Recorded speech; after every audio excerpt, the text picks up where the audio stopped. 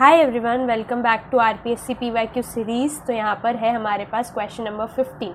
According to Debye Huckel theory, the relationship between mean ionic activity coefficient gamma plus minus and ionic activity coefficient gamma plus for cation and gamma minus for anion for calcium chloride is given by. तो आपको option दे रखे हैं, आपको क्या निकालना है, mean ionic activity coefficient, ठीक है, उसका रिलेशनशिप निकालना है अकॉर्डिंग टू डिबाय-हक्केल थियोरी। हमारे पास जो रिलेशनशिप होता है वो क्या होता है, वो होता है gamma plus minus, that is mean ionic activity coefficient की पावर x प्लस वाई, ठीक है, is equals to gamma plus की power x multiply by gamma minus की पावर y। तो यहाँ पर जो x और y है वो बेसिकली क्या है, वो हमें पता लगाना है।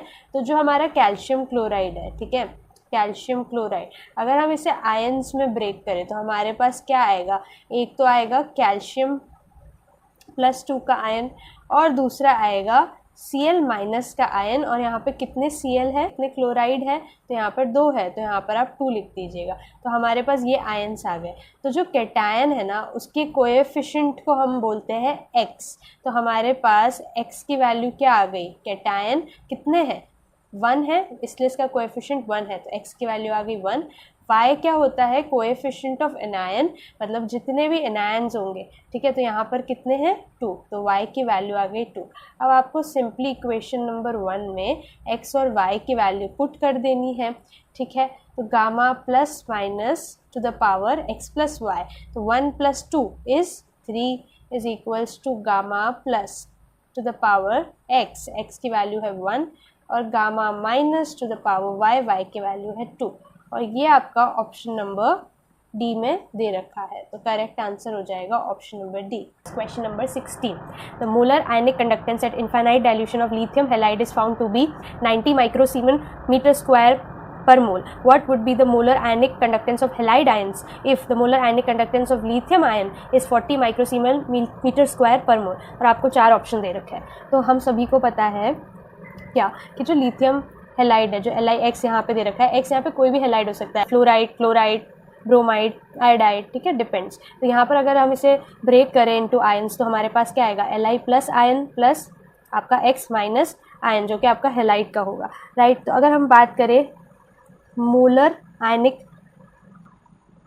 कंडक्टेंस की, ठीक है, इनफाइनाइट डाइल्यूशन, तो यहाँ पर 0 लिख देते हैं। यहाँ पे 0 भी लिख सकते हैं, इनफाइनाइट भी लिख सकते हैं। 0 मतलब एट 0 कंसंट्रेशन, ठीक है। जब डाइल्यूशन आपका इनफाइनाइट हो गया तो कंसंट्रेशन अप्रोचेस टू 0, इसलिए यहाँ पर नॉट भी लगाते हैं या 0 लगाते हैं, ठीक है। तो molar ionic conductance at infinite dilution जो है किसका, LiX का, वो किसके बराबर होता है, वो बराबर होता है आपका molar ionic conductance of lithium ion plus molar ionic conductance of halide ion.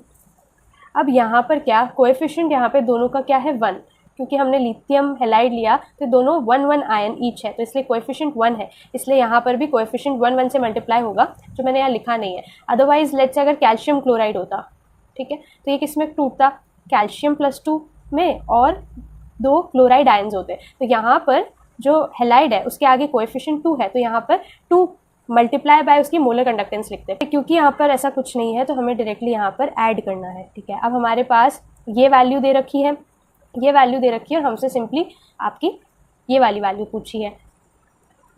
Simply हमें क्या करना है, ये वैल्यू निकालनी है। तो lambda m of halide is equals to आपका, ये आपके लेफ्ट हैंड साइड में जाएगा,